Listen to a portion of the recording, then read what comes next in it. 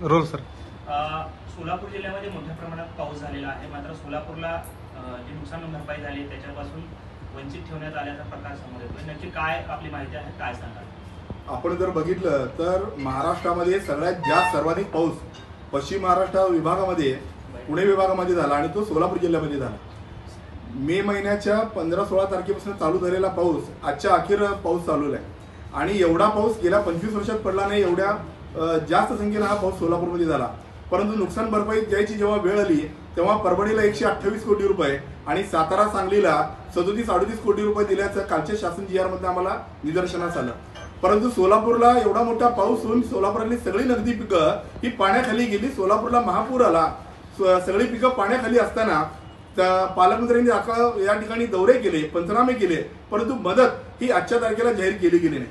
काँग्रेसच्या वतीनं आम्हाला असं वाटतं की दोन्ही खासदार सोलापूर लोकसभेचे हे भाजपाचे आले नाहीत, भाजपाचे खासदार पडलेत म्हणून जाणीवपूर्वक महाराष्ट्रातलं सरकार हे सोलापूरवर अन्याय करतंय का, दुजाभाव मदत देण्याच्या दृष्टीने दुजाभाव करतंय का, हाच आमचा पहिला आरोप आहे. नंबर 2 ची गोष्ट, ज्या पद्धतीनं राज्यामध्ये इतर जिल्ह्यामध्ये मदत देण्याचं काम चालू आहे त्याच पद्धतीनं सोलापूरमध्ये मदत देण्याचं काम आता सुद्धा नाही. पंचनामे करण्याचं काम नाही. पालकमंत्री येतात, शोबाजी करतात, स्टंटबाजी करतात, मीडिया समोर दाखवण्यापुरतं शेताच्या बांधावर जाऊन येतात, परंतु मदत द्यायची वेळ आली इथलं प्रशासनही काम करायला तयार नाही, इथले पालकमंत्री आदेश द्यायला तयार नाहीत. याचा अर्थ मी समजायचं काय, ज्या जनतेनं भरभरून तुम्हाला हजारोंच्या संख्येनं मतदान केलं, तुम्हाला खुर्चीत बसवलं, सत्तेत बसवलं, त्या जनतेची चूक काय? अशा सगळ्या शेतकऱ्यावर अन्याय करण्याचं पाप हे भाजपा सरकार करत आहे आणि निश्चितपणे दोन्ही खासदार यांची आले नाहीत निवडून म्हणून जाणीवपूर्वक सोलापूरला दुजाभाव करण्याचं पाप हे भाजप सरकार करते असा आमचा आरोप आहे. तर चंद्रकांत पाटील काल सोलापूर दौऱ्यावर होते आणि त्यांनी राहुल गांधींवर टीका केली आहे की तुम्हाला जर का आक्षेप असेल तर तुम्ही सुप्रीम कोर्टामध्ये तुम्ही जाऊ शकता, मात्र राहुल गांधी हे स्टंटबाजी करतायत, मीडियासमोर स्पेस खातायत मीडियासमोर. नाही, आपण जर बघितलं तर मुळात चंद्रकांत दादा हे मागच्या सरकारमध्ये 2 नंबरचे मंत्री होते, महसूल मंत्री होते आणि मुख्यमंत्री पदाची त्यांना स्वप्न पडत होती. परंतु गेल्या काही दिवसामध्ये त्यांचे पंख भाजपा नेतृत्वाकडून अशा पद्धतीने छाटण्यात आले की आज त्यांना मीडिया समोर बोलू देत नाहीत. त्यामुळं कुठेतरी बोलायचं आणि सवंग प्रसिद्धीसाठी राहुल गांधींवर टीका करायची एकच उद्योग सध्या चंद्रकांत पाटील करतायत. ज्या या राज्याचे महसूल मंत्री राहिलेले, ज्यांच्याकडे 4-4, 5-5 खात्याचं मंत्रीपद होतं, अशा चंद्रकांत दादांना आज 7व्या-8व्या नंबरला आणून ठेवलंय. त्यामुळे चंद्रकांत दादांनी आपल्या स्वतःची पद भाजपमध्ये काय आहे हे ओळखावं आणि टीका करताना आपण कुणावर टीका करतोय, आपण सूर्यावर टीका करतोय, सूर्यावर थुंकतोय. त्यामुळे निश्चितपणे चंद्रकांत दादा याचा विचार करतील आणि आगामी काळात त्यांनी स्वतःची पद ओळखून कुणावर टीका करावी याचा विचार चंद्रकांत दादांनी करावा, एवढं मला त्यांना या ठिकाणी सल्ला द्यायचा आहे.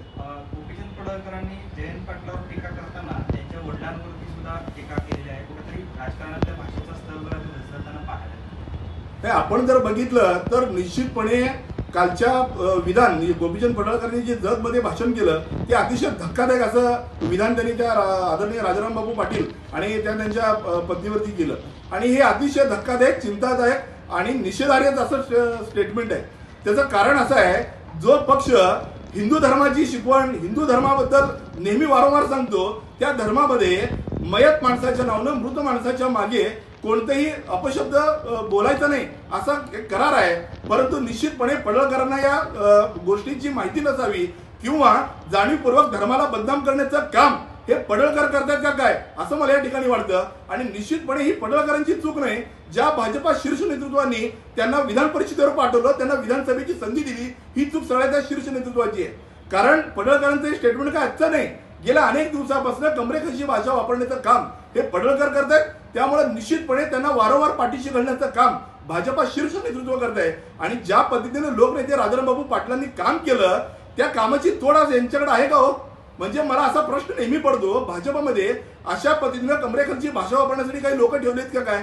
तुम्ही पडळकर बघा, तुम्ही सदावर्ते बघा, नितेश राणे बघा, मला अशी खूप नावं सांगता येतील जे कमरेखालची भाषा वापरण्यासाठी माहीर आहेत.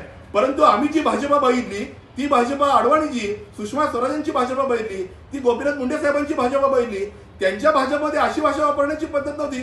परंतु गेल्या अनेक दिवसापासून 2014 नंतर या राज्यामध्ये मुघलशाही सरकार सत्तेवर आलेलं आहे आणि या पद्धतीनं कुणालाही अरेरावी करायची, कमरेखालची भाषा वापरायची, दमदाटी द्यायची, अशा पद्धतीचं हुकुमशाही सरकार या महाराष्ट्रामध्ये आलेलं आहे. त्यामुळे निश्चितपणे भाजपच्या शीर्ष नेतृत्वानी तात्काळ गोपीचंद पडळकरांना समज द्यावी आणि भाजपामध्ये इतर जे वाचाळवीर आहेत त्यांना सुद्धा समज द्यावी. कारण शाहू फुले आंबेडकरांच्या या महाराष्ट्रामध्ये महाराष्ट्राचा राजकीय एक संस्कृती आहे, त्या संस्कृतीला काळीमा फासण्याचं काम हे वाचाळवीर करतात. त्यामुळे कालच्या विधानाचा मी धिक्कार व्यक्त करतो आणि निषेध व्यक्त करतो.